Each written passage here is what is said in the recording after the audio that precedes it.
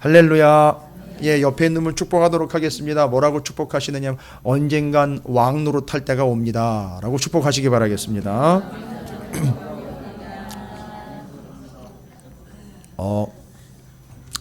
갑질이 아니라 왕 노릇이요. 제가 또 너무 또 이렇게 세게 얘기했다고 너무 또 이렇게 기죽어 계시지 마십시오. 점심시간 때 이렇게 휴지 주변 청소 정리하시면서 상당히 성심성의껏 열심히 잘 하시더라고요. 정말 우리 교회 주변이다라고 생각을 하시고 너무 열심히들 잘 해주셔서 감사합니다. 아마 내일 출근하시면 늘 놀랄 것 같아요. 주변에 있는 분들이. 근데 한 권사님이 참 중요한 얘기를 하시더라고요. 그 하다 보니까 그 이상한 주사기 같은 게 발견이 되더라고요. 여기 공원 쪽에서. 그러니까 이게 주사기가 병원에 안 있고 딴 데 있으면 이상한 거거든요. 그죠? 심각하더라고 보니까. 그러면서 한마디 보태시더라. 이게 저희가 이거 해야 되겠다고 하면서 이게 정리하고 청소하는 의미도 있지만 이런 심각한 지역을 위해서 우리가 그게 사명이었던 것 같아요. 중보하고 기도할 수 있는. 그렇죠. 여러분께서 늘 좀 주변 지역과 우리 교회가 위치하고 있는 이 지역에 특별히 여기 공원이 있는데 우리 아이들도 거기서 놀고 하는데요. 여러분 계속 좀 기도를 부탁을 드립니다. 이 지역을 위해서 기도를 부탁드리고 저희 교회가 뭐 오갈 데 없어서 여기 온 게 아니라 분명히 사명이 있어서 왔을 텐데 그것들을 위해서 좀 지속적으로 기도해 주시고 정기적으로 청소는 우리가 좀 맡았으면 좋겠어요. 주일에 한 번, 일주일에 한 번씩이니까 나가서 묵묵하게 청소하고 교회의 사명이 그거 아닌가 싶어요. 지저분한 거 걷어내고 또 우리 교회니까 우리 교회다라는 생각을 하고 물론 건물주는 따로 있지만 그렇게 해서 우리가 우리 사명을 좀 겸손하게 감당하는 여러분이 되어 주시기를 주님의 이름으로 축복합니다. 예. 제가 여러분과 함께 축복을 했습니다. 언젠간 왕 노릇할 때가 옵니다. 요한계시록 5장 9절부터 10절입니다. 한번 찾아봐 볼까요? 야, 아직 왕 얘기하면 안 되는 때예요. 그러니까 언제 가서 이제 드디어 왕 얘기해야 된다고요? 요한계시록 가서야 왕 얘기해야 되는 거예요. 그때나 가야 돼요. 그렇죠?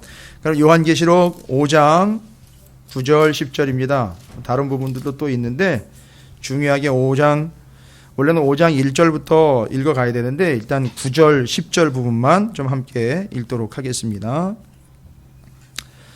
요한계시록 5장 9절 10절입니다. 이게 언제적 얘기죠? 책과 어린 양이니까 예수 그리스도께서 다시 오셔서 심판과 이 세상이 정리가 됐을 때 얘기겠죠. 주님 다시 오시는 때. 그죠? 그걸 요한이 먼저 보고 온 거잖아요. 기가 막힌 거잖아요. 요한이요. 이거 질문 한번 제가 드려볼까요? 요한이 하나님의 부름을 받아 하나님 보좌 앞으로 올라갔었는데 거기 흰옷 입은 무리들이 있었죠.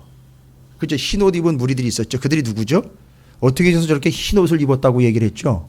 물어봤더니만 어떻게 해서 저렇게 옷이 희게 됐대요? 희게 돼야 돼요. 우리 점심 때 홍종락 권사님하고 장로님하고 이렇게 앉아가지고 막 얘기를 좀 나눠봤는데 흰옷.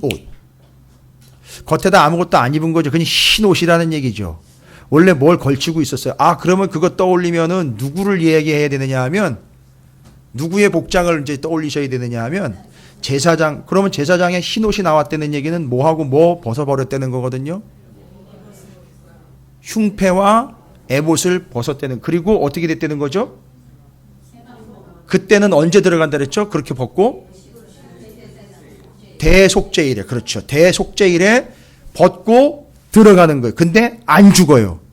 그러면 그거 벗고 들어갔다는 얘기는 산다는 얘기고 하나님께 나아간다는 얘기니까 지금 그 흰옷 입은 사람들은 다 그렇죠. 왕 같은 제사장들로서 에봇 벗고 흉패 벗고 하나님께로 지금 나와 있다는 얘기잖아요.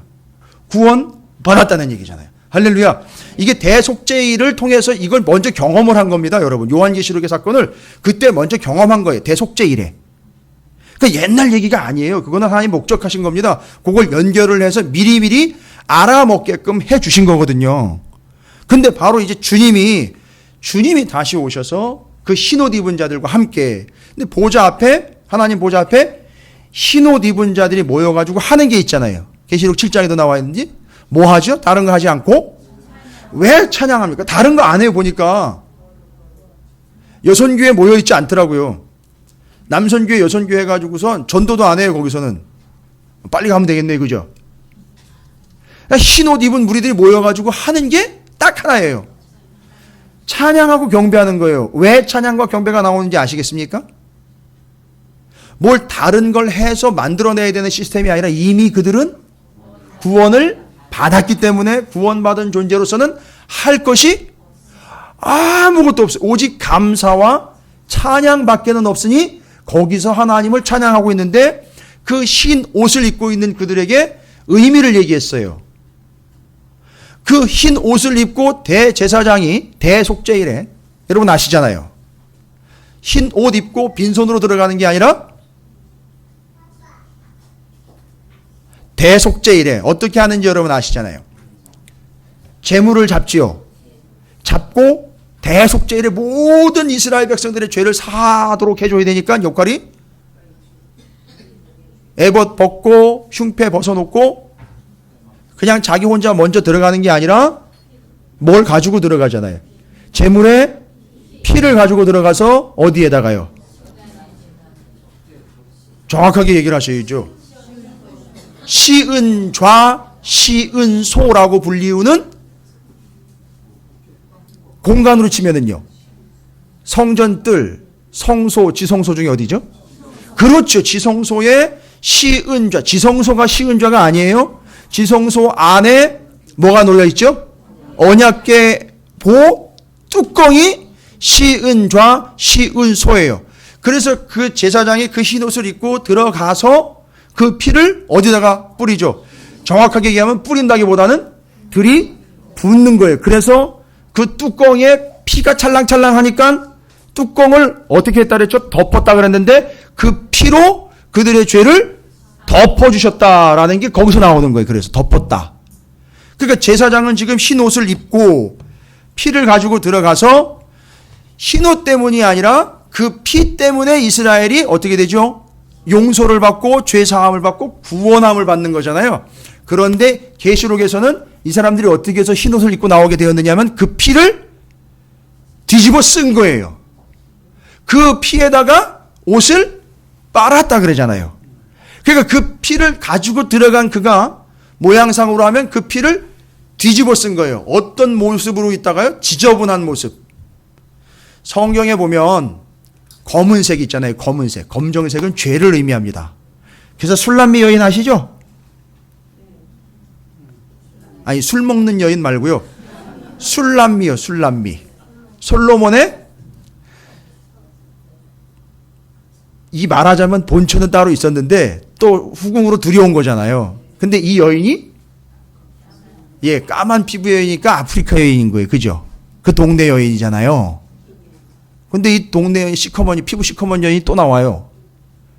그것 때문에 한참 또 시끄러웠었어요. 그래가지고 구약 성경에 모세오경에 나와요. 그래가지고 그 여자 들였다고 형제들이 난리를 폈죠. 그렇지요. 모세 누구죠? 구스 여인을 아내로 맞는 바람에 누가? 누인 미리암. 근데 전혀 미리 알지를 못했어요. 여러분 식사하시고 졸릴 타임이라 제가. 근데 바로 그 미리암이라는 구스 여인이 아프리카 여인이거든요. 그죠? 근데 피부색이 검다라는 게 술람미 여인도 동일한 거고요. 구스 여인도 동일한 거예요. 근데 왜 모세가 취향이 독특해서 그랬나요? 일단 술람미 여인 이야기를 먼저 하면 이해가 되실 거예요. 술람미 여인은 아가서를 보시면 나와 있잖아요. 진짜 아가서를 보면 원래 피부가 하얀 본토 여인들로부터 취한 진짜 아내들이 있었어요. 그런데 시커멓고 거무틱틱해요. 그러니까 검다는 얘기는 죄인이라는 얘기예요. 근데 그 죄인을 왕이요, 남편이 그냥 더 사랑해 줬게 데리고 왔어요. 그러니까 이 더 사랑했기 때문에 데려와 버리니까 어느 누구도 말을 못하는 거야. 아니 왕이 사랑해가지고 데려왔으니까 어느 누구도 피부 하얀 여자가 왜 데리고 왔냐, 뭐 때문에 데리고 왔냐 얘기를 할 수가 없어요. 그건 정답은 하나예요. 뭐죠? 여러분이 왕이 됐다면 그거에 대해서 대답이 뭐라고 나가야 될까요? 내 마음이야. 그죠? 이건 왕의 입장이잖아요. 그런데 여자의 입장에서 보면 그런 그가 아무런 근거도 없는데 왕이 너무너무 사랑해 주기에 자기가 왕궁으로 들어와 버렸어요. 그죠? 와. 어마어마한 겁니다, 여러분. 근데 그 술람미 여인이요, 요 가슴에 침낭을 가지고 있다 그랬어요. 잠잘 때 쓰는 침낭 말고요. 침향. 그 향기가 나는 그 약품을 담은 주머니를 여기다가 차고, 그러니까 가슴 사이에다가 차고 있다 그랬었어요. 왜냐하면 자기는 더럽고 추한 죄인이기에 여기서 썩은 시체 냄새밖에 날 게 없다는 거죠. 땀 냄새밖에는. 그러니까 왕을 위해서, 자기를 사랑하는 남편을 위해서 여기다가 향기를 담았는데, 여러분 이게 이제 정리가 돼야 돼. 이게 바로 유오디아, 그리스도의 향기인 거예요. 왜냐하면 우리는 그냥 내버려두면 시커멓고 땀나고 지저분하고 더러운 송장 덩어리이기 때문에 여기서 뭔 냄새가 나요? 썩은 송장 냄새가 나게 돼 있어요. 근데 예수 그리스도의 향기로 우리는 마치 방향제 뿌리는 거 여기 가서 예수 칙, 저기 가서 예수 칙, 이게 아니에요.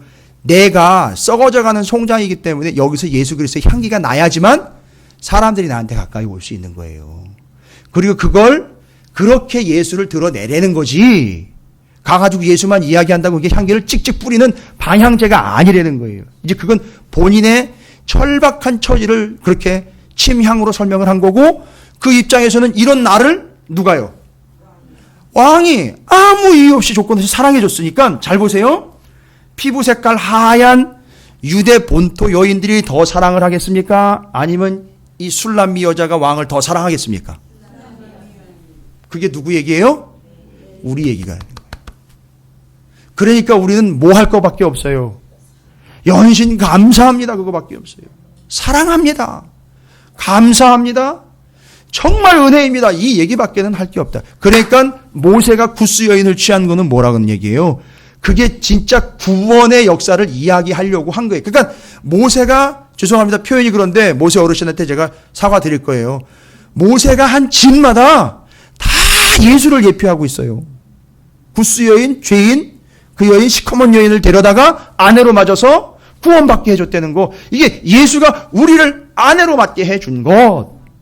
외인이었던 돌 감람나무였던 우리를 본 감람나무에 참 감람나무에 탁 붙여가지고, 돌 무화과 나무인가요? 예, 하여튼 뭐 감람나무든 무화과 나무든 상관없습니다. 그 은혜로 우리가 구원받았다. 외인되었던 우리가 그렇게 해서 구원을 받았다라고 느껴지는 순간, 경험되고 고백되는 순간, 그 어느 누구보다 더 큰 사랑을 할 수밖에 없다는 거예요. 그래서 이제 요한계시록에 나와 있는 흰옷 입은 자들, 그게 구약성경의 제사장이 피를 들고 가서 드림으로 사함받게 된 거잖아요. 그러면 요한계시록의 의미대로라면 이 죄된, 이 더럽고 시커멓던 그들이 피를 들고 있다가 어떻게 한 거예요? 아예 피를 지가 뒤집어 써버리고 덮어버린 거죠. 그랬더니만 어떻게 됐죠? 하얗게 된 거예요. 그래서 누구한테 갈 수 있었죠? 하나님 앞에 갈 수 있게 된 거예요. 그런데 그 흰옷을 입은 무리들 가운데 가만히 보니까 제가 질문 하나 할게요. 응용 문제예요. 이건 사도행전 30년과 연결해서 여러분이 고민을 하셔야 되는데, 많이 들어보셨는데, 거기 자기가 환상 입네 하면서 봤지만 흰옷 입은 자들이 보좌 앞에 있는 구원받은 자들이잖아요. 그죠? 예수의 피로. 거기 사도 요한이 있었을까요? 없었을까요? 자기는 물론 그 무리를 보고 있고 그 무리 가운데 자기가 있었을까요? 없었을까요? 대답을 근거로 잘 하십시오. 분명히 성경에는 그 근거를 댈 수 있는 구절이 있어요. 있었을까요? 없었을까요? 있었어요. 이거 누가 경험한지 아십니까? 이거 다 정리한 사람이에요. 말씀을 다 정리한 거예요. 신구약 싹 정리한 사람 누구죠? 사도 바울. 어떤 경험했죠? 3층천에 올라간대. 말 그대로 하나님 나라 갔는데 거기 자기가 있었잖아요. 이해가 되십니까? 그러니까 지금 우리가 말하자면 그런 거 아니에요. 지금 여기서 육신으로 살아가고 있는데 이미 구원이 완성된 그 시점으로 보면 지금 거기 우리가 있다고요. 그러니까 이게 어떤 의미냐면 이게 상당히 어려운 건데 그냥 설명을 제가 드릴게요. 지금 우리가 어떤 시대를 살고 있느냐면 지금 역사를 살고 있고요. 하나님의 역사가 이루어진 완성의 시대가 있어요. 시기적으로 보면. 지금 요렇게 이해가 되십니까? 오버랩이 된 상황이에요. 어렵습니다. 여기까지만 할게요. 그러니까 이게 어떤 것까지 발전이 돼요. 여기서 만약에 우리가 다 죽는다면요. 개인적으로 우리가 죽는다면 하나님 나라 가보면 나만 있는 게 아니라 다 있어요. 자신 있게 말씀드립니다. 걱정하지 마고 숨으세요. 아쉬워하지 마세요. 먼저 가니까 나중에 와 글쎄 잘 모르겠어요. 저는 그거는 너무너무 아쉽고 그리고 가서 기다려야 돼? 글쎄요. 거기가 기다려야 되는 나라인지는 모르겠습니다. 그런 개념 아닐 거예요. 완성된 나라니까 들어가면 다 완성되어 있는 거예요. 그러니까 자신 있게 죽으시라고요. 제가 대신 죽여드리지는 않습니다. 이거를 정확하게 제가 이게 좀 아쉬운 게 뭐냐면 임종하시는 분들은 임종 교육을 이걸로 해야 돼요. 다른 거 할 필요 없어요. 말씀 가지고 그렇게 하면 확신 주고 보내버리면 되는 거거든요. 파송하는 거예요, 그냥. 그러면 가보면 야 이게 그 얘기였구나 확인할 거란 말이에요. 오늘 여러분 염려하지 마시라는 거예요. 걱정하시지도 말고요. 그러나 여기 가운데는 우리 가운데는 좀 더 땅을 밟으셔야 될 분들이기 때문에 자 그러니까 잘 보세요. 사도 바울이 경험한 본인이 거기 있더라는 거죠.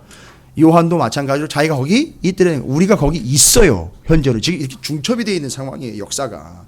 요걸 역사라 그러고 이루어진 걸 묵시라고 그래요. 그런데 이거를 지금 어렵게 표현을 하니까 그런 거지. 이루어진 역사 묵시라 그러는 거고 지금 가고 있는 역사 현 세대라고 이야기하는 거예요. 염려하지 마십시오. 이미 우리는 구원받은 자들 거기 가. 그런데 이제 이런 확신을 가지려면 정확해야죠. 우리의 믿음이 정확해야죠. 분명히 근거가 있어야죠. 그 믿음이요. 그래서요. 그걸 소망하는 소망을 믿음이라고 얘기를 했어요. 바울이. 그걸 소망하는 게 그게 믿음이라는 거예요. 그걸 그냥 그렇지 있지라고 개념적으로 받아들이는 걸 믿음이라고 하지 않고 그러니까 그걸 소망하는 것 자체가 믿음이라고 얘기를 했다고요. 논란이 되고 있어요. 요즘에도 또 진짜 믿는 걸 믿음이라고 그런 게 아니라는 등 이렇게 얘기하는 사람들이 또 나왔는데 그게 그거예요. 그걸 소망하기 때문에 그걸 믿음이라고 그랬다는 거예요. 그러니까 사도 바울은 지금 내가 당장 죽어도 여한이 없다는 거예요. 죽어도 괜찮다는 거예요. 왜요? 완성된 그 나라 들어가는 거기 때문에 나는 걱정 없다는 거예요. 이제 그걸 믿음으로 여겨준 거고요. 제가 뭔 얘기하다 여기까지 갔는지 일단 정리를 좀 해봐야 되겠습니다. 근데 진짜 그렇지요. 지금은 왕 노릇할 타임이 아니라고요. 여러분. 지금은 타임이 아니에요. 요한계시록 5장 9절 10절이 있습니다. 자 시작.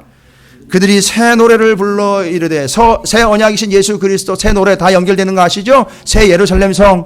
자 두루마리를 가지시고 그 인봉을 떼기에 합당하시도다. 일찍이 죽임을 당하사 그러네요. 각 족속과 방언과 백성과 나라 가운데서 사람들을 뭘로 사셨어요? 피로 사서 하나님께 드리시고 그들로 우리 하나님 앞에서 나라와 제사장들을 삼으셨으니 그들이 땅에서 왕 노릇하리로다. 할렐루야. 언제 가서 왕 노릇하는 거예요? 왕 노릇하는 거지 왕이라는 얘기는 안 했어요. 그렇죠? 왕은 누구이기에요? 하나님 예수 그리스도께서 왕으로 오시기에 함께 구원받은 그들은 왕이 되는 게 아니라 무슨 노릇한다고요? 왕 노릇하는 거예요. 그러면 뭐예요? 그 왕에게 편승해서 왕 덕분에 뭐 부는 거예요? 나팔 부는 겁니다. 이해가 되십니까?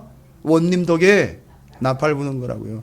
진짜 왕 덕에 왕 노릇하는 거예요. 그때 가서요. 지금 아니라고요. 정리되셨습니까?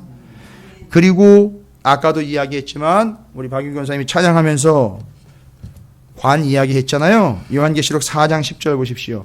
제가 지금 왕 얘기를요 요한계시록과 연결해서 정리해드리는 거예요. 그러니까 이 요한계시록 갈 때까지 전체 신약 성경이든 구약 성경이든 이 관점과 이 테마로 정확하게 정리하셔야 돼요. 다시 조절되거나 여건에 의해서 변경되거나 이런 거 전혀 없습니다. 그러니까 지금 왕 노릇은 언제 가서, 왕이 되는 것도 아니고 왕 노릇은 언제 가서 해야 된다고요? 다시 새 하늘과 새 땅, 새 예루살렘, 새 노래 부르면서 그때 주님과 함께 왕 노릇하는 거예요. 왕은 주님으로 계시고요, 여전히. 그 다음에는요, 요한계시록 4장 10절입니다. 그 보좌 앞에 부름받은 자들에 대한 이야기들이요. 4장 10절입니다. 함께 있습니다. 24장로들이 보좌에 앉으신 이 앞에 엎드려 세세토록 살아계시는 이에게 경배하고 자기의 관을 보좌 앞에 드리며 이르되, 심지어는 밑에서 관을 쓰고, 이 관은요, 왕관이 아니에요. 이건 면류관입니다. 그런데 그 관조차도 다 어떻게 돼 있다고요, 지금? 보좌 앞에 싹 다 벗어버렸단 말이에요. 그러니까 우리는 다 왕이 아니라는 겁니다, 여러분. 정리 끝내십시오. 자꾸 미련두시 마시란 얘기예요. 자, 그러면 이제 요한계시록에서 이미 결론을 다 정리했어요. 재미없겠다, 그죠? 결론 다 정리됐으니까 재미없겠네요, 그죠? 잘 보세요. 이걸 깨닫지 못한 결과, 그렇죠? 이거 다 정리한 사도 요한이나 사도 바울 같은 경우는요, 충분히 사사기 왕정시대 이야기 다 완벽하게 파악해낸 거예요. 그러니까 그게 아니고 이거라는 걸 정리했단 말이에요. 어떻게 연결이 되십니까? 어려우시지 않으세요? 정리 끝났습니다. 왕관, 면류관까지도 다 벗어서 보좌 앞에 내어 드린다. 그러니까 우리는 왕이 아니다. 그리고 우리는 결국에는 왕 노릇하는 때가 오는데, 믿음을 가지고 주님 다시 오셔서 새 하늘과 새 땅, 새 예루살렘 성에서 새 노래를 부르면서 인봉을 떼신 그 예수 그리스도, 어린 양 되신 예수 그리스도께서 한 손에 책을 들고 그 정확한 구원의 시점에, 정확한 심판의 시점에 우리는 주님과 함께 왕 노릇하게 되는데, 그때까지 우리는 왕으로 있다가 왕 노릇한 게 아니라 그냥 구원 받아야 될 백성으로 예수 그리스도만을 믿다가 주님과 함께 왕 노릇하는 존재가 되게 된다라는 걸 요한계시록에서 얘기한 겁니다. 그죠? 이거 결론인 거 아시죠? 우리 인생의 결론이고 역사의 결론이고 성경의 결론이죠? 그런데 그 결론과는 상관없이 오늘 사사기를 보십시오. 그래서 이제 결론을 미리 얘기 드린 거예요. 그리고 앞으로 돌아와서 사사기 8장과 9장의 이야기를 우리가 함께 나누고 있는 겁니다. 여러분, 사사기 8장에 아까 에브라임 얘기했잖아요. 1절부터 3절까지. 그걸 기드온이 어떻게 반응을 했다 그랬죠? 아주 능글맞게, 그죠? 만물 포도, 끝물 포도 얘기하면서 아주 싹 비유를 맞춰주면서 참 목회 잘했어요. 그죠? 그 결과가 뭔지 아십니까? 그 결과가 뒤에 29절부터 35절까지예요. 그렇게 잘 맞춰주니까 문제 없이 어떻게 돼버렸죠? 아내 두고 아들 70명까지 두면서 그 위치까지 갈 수 있었던 거예요. 여러분, 이런 유혹 온다니까요. 제일 큰 유혹받는 사람들이 목사들이에요. 목사들이 이런 유혹을 제일 먼저 받아요. 목사님, 그거 너무 빡세게 하지 마세요. 다 좋은 게 좋은 거고. 이래도 한 세상, 저래도 한 세상. 요즘에 용이 날아다닌다고, 그거 뭐죠? 거기 보면 이제 그 이방원과 정몽주, 그 다음에 삼봉 정도전 이야기가 나오는데, 그게 우리나라 역사에 그 상당히 중요한 기점이 되는 그 타이밍이거든요. 그래서 이방원이가 하여가를 탁 보내버리고, 거기에 대해서 정몽주가 단심가를 딱 보니까 이게 아니다 싶으니까 바로 쳐버리잖아요. 그죠? 예. 지금 그게 세상이에요, 여러분. 야, 이 좋은 게 좋은 건데, 이런 들어 떴고 저런 들어 때 그냥 얽혀져가지고 이렇게 적당히 가면 되는 거지. 여러분, 이게 우리한테도 온다니까요, 이런 유혹이. 그게 아니라는 얘기죠. 이 기드온이 처세술에는 상당히 능했던 것 같습니다. 그래서 그 자리를 유지할 수 있었어요. 그리고 이제 여러분이 오늘 이제 9장에 넘어오면서 실제로 누구 얘기가 나오죠? 아비멜렉인데, 야, 그 뜻이 뭐라 그랬죠? 예, 외우기도 쉬워요. 멜레크는 왕이고요. 예. 아비가 왕이다라는 뜻이에요. 그러니까 아비멜렉이 아버지는 기드온이니까 기드온이 왕이다라는 얘기죠. 그런데 결국 보니까 어떻게 됐지요? 아비멜렉이 6절을 보세요. 9장 6절 뭐라고 나와 있죠? 세겜에 있는 상수리 나무 기둥 곁에서 아비멜렉을 와우 왕이 됐네요. 드디어 누구의 염원이 이루어진 거지요? 그렇죠. 아비멜렉의 염원이 이루어진 게 아니에요, 여러분. 기드온의 염원이 이루어진 거예요. 이건 아비멜렉이 왕이 된 게 아니라 본질적으로 보면 누가 왕이 된 거죠? 기드온이 왕이 된 거예요. 근데 이 아비멜렉이 왕이 되려고 무슨 짓을 했는지 앞에 기록되어 있죠? 어디로 갑니까? 세겜으로 가죠. 세겜에 누가 있습니까? 외갓집이 있어요. 외갓집이 조심해야 돼, 이거. 또 이렇게 성경 나가면 또 골치 아픈 거죠. 외갓집 다 날아가는 거예요, 또 그러면. 이게 말이 안 되는 거잖아요. 그죠? 그런데 문제는 뭐냐 하면 이 아비멜렉의 출생이, 그렇죠, 별로 좋은 출생이 아니라는 거예요. 왜일까요? 세겜에 외갓집이 있었는데, 세겜에 외갓집이 있는 그 세겜은 어떤 동네냐 하면, 여러분 뒤에 나오면 보시면 아시겠지만 바알브릿 신전이 있는 동네예요. 그러니까 이스라엘 백성들이 기드온 죽자마자 뭐 했죠? 바알 섬기고 바알브릿으로 치달아 따라 했지 않습니까? 바알과 언약 맺는. 근데 그 바알브릿 신전이 어디 있었느냐면 세겜에 있었다. 그러니까 이 아비멜렉의 출신 자체가 이미 그 외갓집 자체는 바탕이 어디예요? 아비멜렉 그 바탕은 바알 신이에요. 그 바알브릿이 있었던 세겜 출신이에요. 거기 가가지고 뭐라고 얘기를 해요? 자, 내가 형제가 70인데 그 70, 그들이 한꺼번에 여러분을 다스리는 게 아니 언제 다스린다 그랬어요? 가가지고 지가 그런 얘기를 해요. 70명이 한꺼번에 여러분을 다스리는 게 좋겠습니까? 그냥 내가 대표로 다스리는 게 좋겠습니까? 요것도 용사되려고 하는 자들에게 그 약점을 쳐가지고 얘기하는 거죠? 너무 많이 오면 골치 아프니까. 그리고 넌 우리 핏줄이니까 네가 해라. 엄마가 또 옆에서 막 부추겼겠죠? 또 외갓집에서 난리가 났겠죠. 막 종친회 모이고 막 난리 났겠죠. 그래가지고 결국 어떻게 됐습니까? 아비멜렉을 왕으로 세웠어요. 그리고 그 왕으로 이제 세울 때의 과정을 보면 잘 보십시오. 바알브릿 신전에서 4절에 보니까 그게 합의가 돼서 야 우리 왕으로 너 세운다 이제 이게 합의되고 그 공감대가 형성이 되면서 바알브릿 신전에 세겜에 있었던 바알브릿 신전에서 은 몇 개요? 70개. 이거는요 누구한테 바쳐졌던 거죠? 바알브릿 신전이니까요. 바알에게 바쳐졌던 은 70개를 가지고선 무슨 짓을 하는지 보십시오. 그에게 주며 누구한테 줬습니까? 아비멜렉에게 주고 아비멜렉이 그것으로 방탕하고 경박한 사람들을 사서 자기를 따르게. 이게 표현이 참 점잖게 했는데 방탕하고 경박한 사람들 한마디로 깡패예요. 깡패들을 사가지고선 뭐 하려고요? 잘 보시면 70명을 죽이는 용도로 또 고용을 했지만 자기가 지금 6절에 보면 어떻게 되죠? 왕이 세워지죠? 그러면 바로 이 사람들이 왕으로 세워질 때 주변에서 반대하고 나서지 못하도록 막아주는 거죠. 아, 얼마나 철저한지 여러분 보이십니까? 자기가 경쟁 상대가 될 수 있는 나머지 70명, 그 다음에 정확하게 얘기하면은 아비멜렉하고 도망간 누구죠? 요담까지 치면 72명이에요. 왜냐하면 70명 다 죽였다 그랬으니까. 죽고 아비멜렉 하나 남았고 그 다음에 도망간 요담이 있었으니까 아들이 전부 72명인 거예요. 그죠? 예, 그게 또 뭐 70인역하고는 상관없습니다. 이건 또 그렇게 연결하지 마세요. 자, 그런데 그 70명을 다 제거를 해버립니다.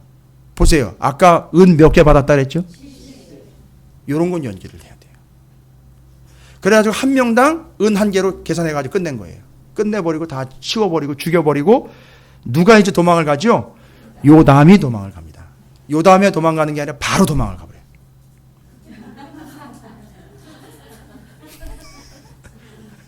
이거 좀 하이 코미디였습니까? 예, 집에 가서 웃지 마시고 지금 웃으세요. 요담, 예, 요담에 도망가지 않고 지금 바로 도망을 갔습니다.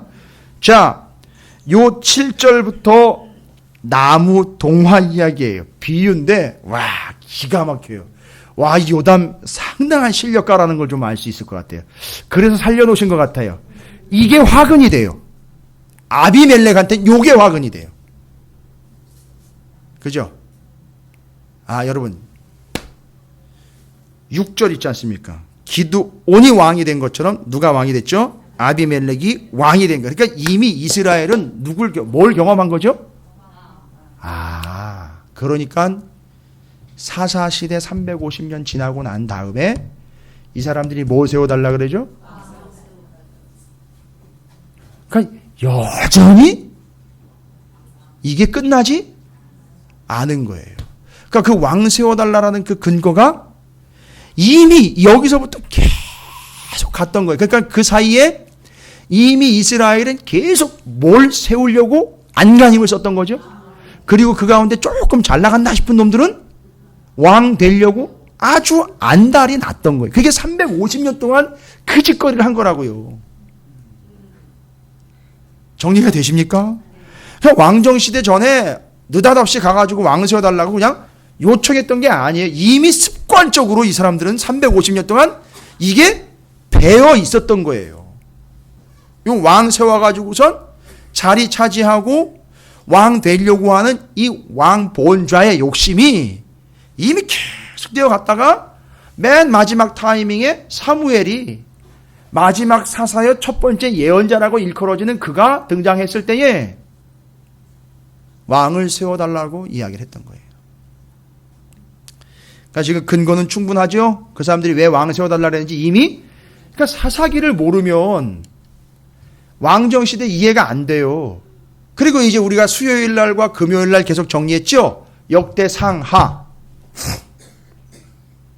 어떤 분은 지금 역대상하를 다시 듣고 계신다는데,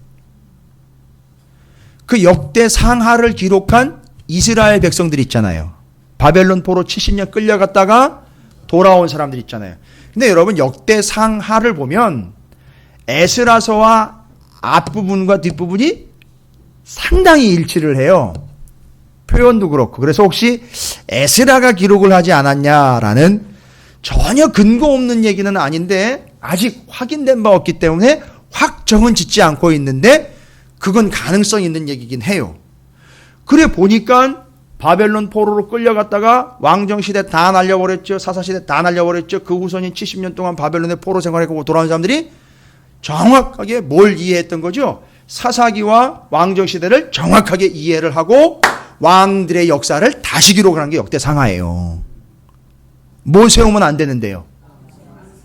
왕 되려고 하는 거 아닌데 이스라엘과 남유다의 역사를 보니까 왕으로 세워졌던 사람들을요 다시 무슨 관점에서요? 사사기적 관점에서 다시 보는 거예요, 여러분. 보니까 아닌 거예요. 다 아닌 거예요. 그러니까 뭐가 근거인지 아시겠죠? 바로 이 사사기 내용들이 다 이해되지 않으면 그런 관점을 가질 수가 없다고요. 이스라엘 백성들이 그걸 정리를 끝내버렸던 거예요. 그래서 이제 다음이 에스라서인데 그러면 그런 측면에서 에스라라면 더 확실한 거 아닙니까? 에스라는 이미 구약의 율법과 하나님의 말씀에 이미 완벽한 학자 아닙니까? 그렇죠? 그 유명한 3대 학자 여러분 제가 말씀드렸잖아요. 에스라, 힐렐, 가말리엘 4대 학자가 나올 뻔했었잖아요. 유대 율법 학자. 바울이 나올 뻔했는데 거기서 끊겨버렸어요. 바울은 복음으로 정의를 끝내버린 사람. 그러니까 이 에스라는 말씀을 다 완벽하게 연구를 해서 정리 끝낸 사람이에요. 그러니까 자기네가 왜 이 모양 이 꼴이 됐는지 정리 끝낸 거예요. 뭐 읽고요? 사사기와 율법서 읽고 딱 끝내버린 거예요. 왕정시대 왕들이 어떻게 했네 그 기록을 다시 들추는 게 아니라 뻔하거든요. 왕들이 어떻게 했는지 훤하잖아요. 이미 직전 시대니까요. 그죠? 왜 이렇게 됐느냐? 사사기와 모세율법 5경 가지고 딱 정리하니까 다 나오더라는 거예요. 답이 싹 나와버렸어요. 그렇게 왕 되면 안 되는 건데 이 기드온의 아들 기드온과 함께 왕 되려고 했던 그 이야기들이 이렇게 꺾여버린 이야기. 사사기의 내용이 정리됐고요. 그런데 그 수많은 왕들이죠. 북이스라엘 19명 남유다의 20명 올락내락하면서 그 정신없었던 그 역사 속에서 다 무슨 짓 했던 거죠? 갑질했던 거잖아요. 왕질했던 거예요. 그러니까 하나님이 다 끄끄끄끄끄 해가지고 이미 그 왕국을 500년 만에 그냥 갈아엎으신 거예요. 정리 끝났죠? 다 정리된 겁니다. 그러나 이건 그 뒤에 얘기니까 여기서 지금 이스라엘 백성들의 이 본성이 지금 정확하게 사사시대 때 사사기를 통해서 정리가 됐습니다. 요거를 요담이라는 사람이 바로 그가 바로 비유를 들어가지고 정확하게 정리를 끝내 버립니다. 자, 그 비유 나무에 대한 이야기 마치 동화와 같은 이야기인데 마치 이솝우화 같아요. 근데 그 안에 아주 날카로운 메시지가 담겨져 있잖아요. 그죠? 그래서 그 이야기를 이야기하기 전에 잘 보십시오. 아비멜렉이 왕이 된 지 몇 년 만에요? 뒤에 가보니까 22절, 23절을 보시면 3년 만에 무슨 일이 생겼죠? 세겜에 경쟁자가 생겼어요. 세겜에 누가 들어왔느냐면 26절에 에벳의 아들 가알이라는 인물이 등장을 합니다. 그리고 그 가알이라는 사람이 말하는 걸 좀 들어보십시오. 뭐라고 얘기합니까? 26절부터 에벳의 아들 가알이 그의 형제와 더불어 세겜에 이르니 세겜 사람들이 그를 어떻게 해요? 아니 지금 누구를 왕으로 세워놨는데요? 아비멜렉을 왕으로 세워놨는데 누구를 더 신뢰해요? 죄송합니다 여러분 표현이. 왕을 세워놓으면 이따위로 돼버리는 거예요 계속. 그러니까 여러분이 왕이 되시면은요, 만약에 여러분 스스로가 왕이 되시면 죄송합니다 여러분보다 더 센 놈이 등장해요. 그러면 글로 화살이 가게 돼 있어요. 관심이 글로 간다고요. 근데 인생이 이걸 몰라요. 인생이 이걸 모릅니다. 자꾸 왕이 되려고 하니까 왕이 되고 난 다음엔 다 될 것 같은데 또 다시 손톱만큼이라도 더 센 자가 등장을 하게 되면 그쪽으로 관심이 가게 돼 있다고요. 여러분 이거 비참한 겁니다. 가알이라는 사람이 등장해서 얘기합니다. 그들이 밭에 가서 포도를 거두어다가 발받쳐서 연회를 베풀고 그들의 신당에 들어가서 먹고 마시며 아비멜렉아 뭐 어떻게 돼요? 아유 지금 아비멜렉이 뭔데요? 아이고 여러분 이 꼴 안 되니까요. 여러분 이래도 왕 해보시겠어요? 어떻게 그렇더라도 한번 해보고 죽겠다 뭐 이거예요? 아유 비참. 아니 성경이 다 얘기해주고 있잖아요. 아니 말씀으로 다 해주고 있는데. 아니 그를 더 신뢰하는 단계에 넘어서 아예 아비멜렉을 저주하기에 이릅니다. 여러분 에벳의 아들 가일이 이르되 28절입니다. 뭐 기고만장해 이제는 또. 아비멜렉은 누구며 세겜은 누구이기에 우리가 아비멜렉을 섬기리요. 그가 여룻바알의 아들이 아니냐. 그의 신복은 스불이 아니냐. 차라리 세겜의 아버지 하몰의 후손을 섬길 것이라.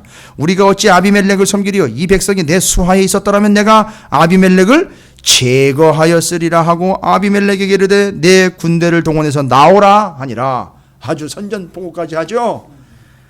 이걸 또 그 방백이죠. 그 신하였던 수불이 가가지고 또 몰래 전해줍니다. 열받은 아비멜렉이 쳐들어옵니다. 뒤에 얘기를 보면 여기부터 그 뒤에 50절 전까지는 잠깐의 아비멜렉의 승리한 이야기들이 잠깐 기록되고 결정적인 순간에 잘 보십시오. 50절 이후입니다. 아비멜렉이 데베스, 백성들이 반역한 걸 치러 가려고 데베스를 가서 데베스에 맞서 진을 치고 그것을 점령하고 성읍 중에 견고한 망대가 있으므로 그 성읍 백성의 남녀가 모두 그리로 도망하여 들어가서 문을 잠그고 망대 꼭대기로 올라간지라. 아비멜렉이 망대 앞에 이르러 공격하여 망대의 문에 가까이 나가서 그것을 어떻게 하려고 했죠? 불살르려고 이제 승리가 눈앞에 있었는데 무슨 일이 발생됩니까? 한 여인이 에게 그 큰 놈도 다 이겨내고 여러 백성들도 다 치고 들어와 진짜 왕질 하나보다 싶었는데 에그먼이나 누구래요? 아유 맷돌은 중요한 게 아니에요. 여기서 얘기하려고 한 건요. 누구예요? 여자한테요. 왕이 여자한테요. 아니 그 가일이 와가지고 가일하고 싸웠다면 그래도 왕질하려고 하는 놈들끼리 싸웠으니까 그 중에 하나 센 놈은 이기겠지. 그래서 옆에서 응원하죠. 이스라엘이 이기는 편, 우린 편 이렇게 이길 거 아니에요. 응원할 거 아니에요. 센 놈 우리 편 이렇게 응원할 거 아닙니까? 그러다 센 놈한테 붙는 게 이 세상 아닙니까? 그런데 여기서 아비멜렉이 어떻게 됐다고요? 여자한테요. 맷돌짝이요. 그러면 그 여자가 맷돌짝을 들을 수 있다는 얘기네요. 그죠? 그러면 그 맷돌짝은 그다지 그렇게 아주 무거운 건 아닐 거라는 거예요. 그죠? 그거에 맞아가지고 어떻게 됐다고요? 아우.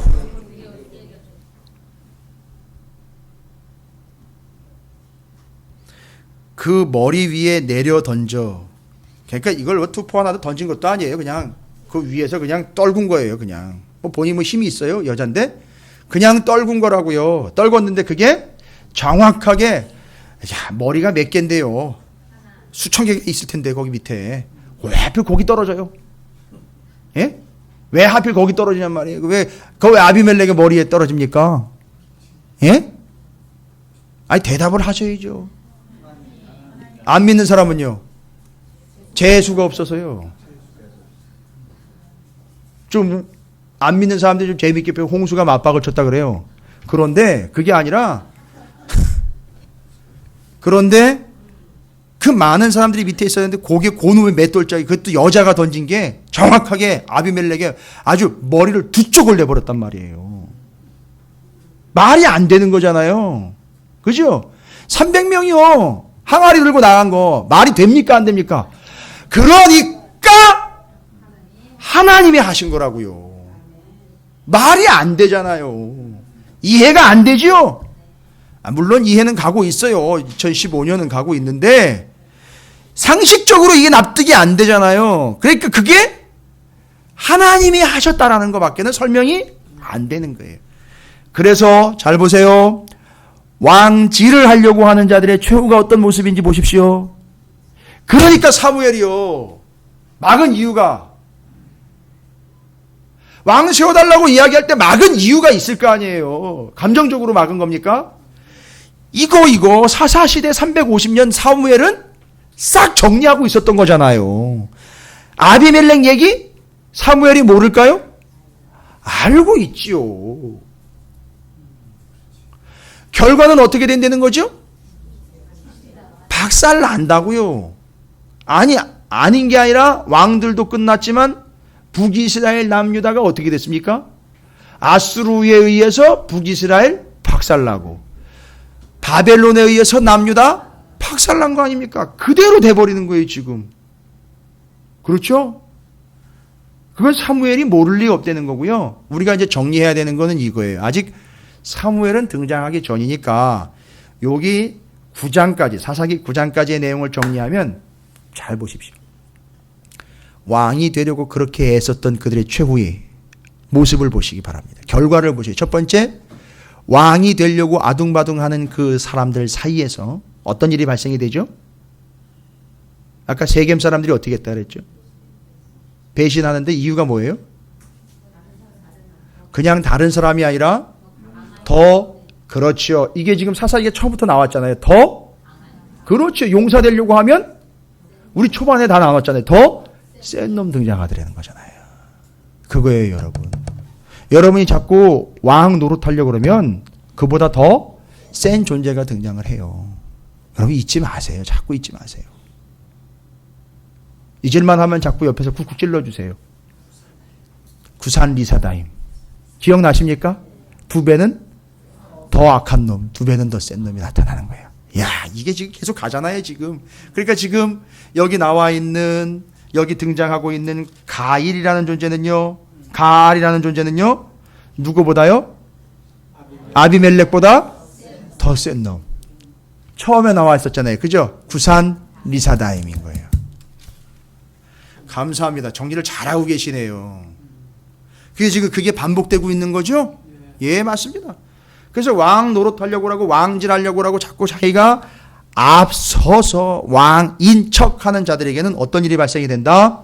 바로 더 강한 구산 리사다임, 두 배는 더 센 놈 등장해서 눌러버린다는 거죠. 그 다음에 한 가지는요, 더 중요한 거죠. 그 왕 되려고 하는 그의 왕좌의 본성을 어떻게 했다 그랬죠? 상식적이지도 않은, 이해도 안 되는, 정말 있을 수도 없는 여자에게 맷돌짝에 맞아가지고 두개골이 박살나버리는 그런 운명에 처하게 된다는 거. 이거는 누가 했다고요? 그래서 하나님은 어떻게 하신다는 거죠? 자꾸 왕 되려고 하는 자를 두개골 박살내는 거예요. 왜요? 잔인합니까? 제가 그냥 저주하는 것 같아요? 왜지요? 아니, 왜 왕 되려고 하는 놈을 두개골을 박살을 내는 걸까요? 그렇죠. 하나님이 왕인데 하나님 앞에서 그 갑질을 해댄다는 게 말이 됩니까, 여러분? 지가 왕이라고 나댄다는 게 말이 안 되잖아요. 그런 놈은 어떻게 되는 거예요? 예, 끝내는 거예요. 그냥 제거하는 겁니다, 여러분. 아니, 저한테 뭐라고 그러지 마세요. 하나님이 왕이시기 때문에. 그런데 사사시대 내내 이야기하는 게 뭐라고요? 그들에게 뭐가 없으므로? 왕이 없으므로가 아쉬운 게 아니에요. 자꾸 눈앞에 뭐가 안 보이니까요. 눈앞에 보이는 그 눈으로 볼 수 있는 실질적인 힘을 부리는 그 왕이 안 보이니까 어떤 놈을 왕으로 세우든지 아니면 지가 왕이 되든지 자꾸 하려고 했던 게 어느 시대 얘기라고요? 사사시대 얘기라고요. 그런데 실질적으로 본질적으로 왕은 하나님이 서 계셨단 말이에요. 그런데 지가 왕이라고 나대니까 하나님이 그를 말도 안 되는 상황을 통해서 두개골을 박살을 내버린다는 거예요. 여러분, 왕관 쓸 수 있습니까? 없습니까? 그렇게 되면 못 쓰는 거잖아요. 왜 하필이면 머리입니까? 왜 하필 머리예요? 팔을 부러뜨리거나 다리를 부러뜨리면 절면서도 왕관을 써요. 그죠? 근데 머리를 박살을 내버리니까 절대 왕관을 쓸 수가 없단 말이에요.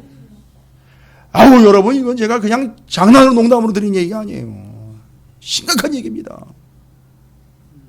아유. 그러나 우리는 얼마나 큰 복입니까? 사사기 말고 뭘 또 주셨죠? 맨 뒤에 요한계시록 주셨잖아요. 이미 이제 언제 가서 우리는 왕질하는 게 아니라 왕 노릇에 함께하는 거죠. 그 새 하늘과 새 땅, 새 예루살렘성 주님이 오셨을 때 그때 하는 거 아닙니까? 자, 그러면 이제 정리할게요. 또 통성경학교도 또 진행해야 돼서 우리는 어떻게 살아야 됩니까? 도대체 어떻게 살아야 돼요? 그걸 요담이 지금 7절 이후로 이야기해 주고 있는 거예요. 나무 이야기 있잖아요. 나무. 몇 종류의 나무가 등장을 하죠? 감람나무, 무화과나무, 포도나무, 가시나무. 그래가지고 여러 나무들이, 이거는 지금 이스라엘 백성들이 이짓거리 했다는 걸 아주 비유적으로 우화적으로 이제 지적하는 거잖아요. 효과 있게. 근데 첫 번째 나무에 누구죠? 감람나무에게 이르되 우리의 왕이 좀 돼달라 했더니만 뭐라 그래요? 감람나무가 그들에게 이르되 내게 있는 나의 기름은 하나님과 사람을 영화롭게 해. 할렐루야. 우리 어떻게 살아야 되는 겁니까? 하나님과 사람을, 이건 뭔 얘기예요? 중간에서 우리가 하나님과 사람들 사이에서 그들을 영화롭게 한다는 게 중간자 역할이 뭐죠? 제사장, 나라의 제사장적 역할을 감당하며 살아야 된다라는 거예요. 그래서 첫 번째는요, 하나님께 영광을 돌리고 영혼들을 하나님께 돌리는 역할. 이 감람나무는요, 뭘 짜서요? 기름을 짜서. 이 기름은요, 등잔대를 밝히기도 하지요, 치료를 하기도 하지요. 이걸 성령이라고도 이야기를 하죠. 아까 뭐를 입었다 그랬죠? 기드온이 하나님의 영을 입었다 그랬죠. 임했다는데 그게 표현을 하면 그걸로 옷 입었다는 표현이잖아요. 그 기름 짜서 하나님께 드리는 존재가 되는 거예요. 영광 돌리는 거예요. 여러분, 기름을 내리시기 바랍니다. 그러니까 이걸 어떤 표현으로 얘기하냐? 진을 내는 거예요. 진을. 아주 진 빼는 겁니다. 세상 일 때문에 진 빼는 게 아니라 하나님을 위해 진을 빼시려는 거예요. 뭔 얘기인지 아시겠습니까? 세상 것을 위해, 자기 이익을 위해 진 빼는 게 아니라 하나님을 위해 진을 빼면 여러분이 낮아지게 돼 있다고요. 절대 왕노릇 못해요. 그리고 그걸 주인이 가져가 씁니다. 그렇죠? 그 기름이요. 그래서 그걸 뭐라고 얘기했습니까? 하나님과 사람을 영화롭게 하는 존재. 이게 나무기 때문에 사람이 들어가 있는 거예요. 우리는요, 하나님과 사람들 사이에서 하나님을 영화롭게 영광을 돌리고 영혼들을 하나님께 구원받도록 인도하여 돌리는 것. 이 역할을 해야 된다는 거죠, 우리는. 이걸 왕이 돼가지고 하는 게 아니에요. 근데 이거를 기가 막히게 변질시켜가지고서 내가 왕이 되면 그 메시지가 효과적일 거라고 이야기하는 게 고지론인 거예요. 높은 고지에 올라가서 내가 이렇게 성공했다, 왕이 됐다, 예수 믿고 이렇게 됐다라고 이야기하면 그게 부러워서 어떻게 안 되는 거죠? 그게 부러워서 예수를 믿는다는 거예요. 그래서 요즘은 그것 때문에 큰 교회 유명한 목사님을 찾아다니는 이유가 있어요. 자기의 믿음을 챙기는 게 아니라 큰 교회 가면 덩 달아 올라가니까. 유명한 목사 밑에 가면 믿지 않아도 좋은 설교와 좋은 시스템에 의해서 누릴 수 있으니까 얼마나 편합니까? 여러분 이거 깨셔야 돼요. 감사하죠. 우리는 큰 교회 아니고 제가 유명한 목사가 아니라서. 경계해야죠. 그건 경계해야 돼요. 정말 저도 경계해야 되는 거예요. 그거는. 유명해지는 순간 엄청난 위험에 노출된다는 거죠. 그걸 얘기하는 겁니다. 무화과 나무는요. 요거는 또 여러분 무화과 나무 여기서 끝내버리시면 안 돼요. 나다나엘이 무화과 나무 아래에서 하나님의 진리를 깨달았다. 예수님이 먹을 걸 찾았는데 시장하셨는데 열매가 없으니까 저주했다.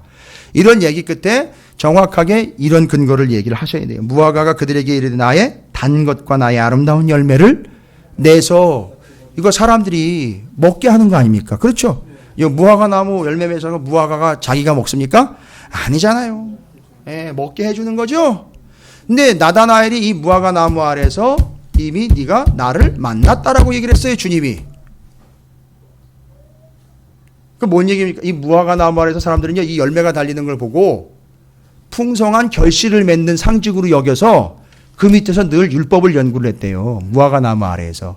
근데 그 무화과 나무 아래에서 나다나엘이 하나님의 말씀을 연구했는데 알고 봤더니 그 말씀 안에 누가 다 얘기가 돼 있죠? 예수님에 대한 얘기가 다 나와 있으니까 예수님과 이미 만났던 거예요. 그걸 얘기한 거예요. 예수님이. 언젠가 만난 적 있지 뭐 이런 게 아니에요. 어떻게 낯이 근데 이게 아니란 말이에요. 그건 나중에 가면 이제 그때 가면 얘기 드릴게요. 아, 그래서 무화과 나무는 열매와 결실을 맺어서 그걸 나누어 주는 존재의 역할을 충분히 감당하는 것. 그다음에는요. 포도나무는요. 이건 또 더 중요한 거예요. 포도나무는 그들에게 이르되 하나님과 사람을 기쁘게 하는 내 포도주를 내가 어찌 버리고 가서 나무들 위에 우쭐 내리고 한지라. 이 포도나무는 뭘 납니까? 포도주를 냈죠. 이건 예수의 피예요. 그죠? 그 역할인 거예요. 그걸 감당하는 역할을 내가 해서 어떻게 한다는 거죠? 나무니까 나는 하나님과 사람들에게 영화롭게 한다는 거죠. 나는 영광을 돌린다는 거잖아요. 그 역할을 감당하는 거죠. 자, 우리 인생이요. 이 나무들, 그 가시나무한테 가가지고 다 안 한다 그랬잖아요. 이 세 나무는요. 그죠? 다 안 한다. 난 이거 내 역할이다. 내게 주어진 역할이 이거다. 나는 감람나무, 나는 포도나무, 무화과나무로 여기 심겨졌다. 심겨진 자리에서 그냥 감당을 해내는 거다. 이해가 되십니까? 운명론이나 포기하라는 염세 철학이 아닙니다. 그냥 심어놓으신 그 자리에서 심어서 열매 맺고 기름 내고 포도 내고 즙 내는 거 이게 내 역할이다. 그럼 그거 가지고 가는 거예요. 여러분. 다 그걸 자기 역할을 알기 때문에 뭐 했죠? 거부했죠? 그런데 유일하게 누구만? 가시나무가 이야기합니다. 뭐라고 얘기합니까? 가시나무가 나무들에게 이르되 만일 너희가 참으로 내게 기름을 부어 너희 위에 왕으로 삼겠거든 와서 가시나무가 뭔 그늘이 있어요? 이런 사기꾼 같은 가시나무에 뭔 그늘이 있습니까? 이게 이들의 허풍이에요. 뭐만 나옵니까? 가시만 있기 때문에 조그만 그늘이 있더라도 들어가면 찔려요. 다치는 거라고요. 여러분 피나는 거예요. 그러니까 가시나무는 존재 자체가 가까이 갈 수가 없어요. 그리고 거기 들어가면 죽게 돼 있어요. 뭘 어떻게 피합니까? 그늘이 뭘 생겨요? 자, 요담이 이야기한 거죠. 우리가 어떤 존재로 살아가야 되는지에 대한 이야기를 한 거죠. 왕이 되려고 애쓰는 갑질의 존재가 아니라 심어 놓으신 그 자리에서 하나님께 영광, 영혼들을 하나님께로 그 역할을 주어진 자리에서 감당하며 사는 것이 우리의 본분이라는 사실을 정확하게 정리 끝냈습니다. 할렐루야. 이제 우리가 이 사사기서 8장, 9장을 통해서 정리한 우리의 본분은 왕됨의 자리요 용사됨의 자리가 아닌 그 심겨진 자리에서 하나님께 영광을 돌리며 영혼들을 하나님께로 돌려드림에 중요한 역할을 감당하는 우리의 삶이 되어야 된다는 사실 여러분 잊지 마시고 오늘 사사기서를 통해서 그 아비멜렉의 이야기가 남의 이야기가 아니라 내 이야기가 될 수 있음을 언제나 잊지 마시고 결국 사람은 왕이 되려고 아둥바둥하게 돼 있습니다. 결국 기드온이 왕이 됐어요. 그거 하나님이 어떻게 하셨습니까? 두개골을 박살을 내버렸어요. 절대 왕관 쓰지 못하도록 아주 그냥 박살을 내버렸습니다. 그러나 여러분, 그러기 전에 우리는 우리에게 주신 모든 영광을 다 누구에게 돌린다고요?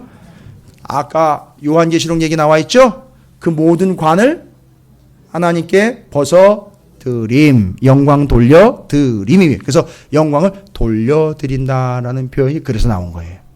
내게 아님 하나님의 원래 것임 돌려드림. 우리의 인생 하나님께 영광 돌리는 인생 되시기를, 그 영광 가로채어 왕의 자리와 용서된 자리에 앉지 마시기를 주님의 이름으로 축원을 드립니다.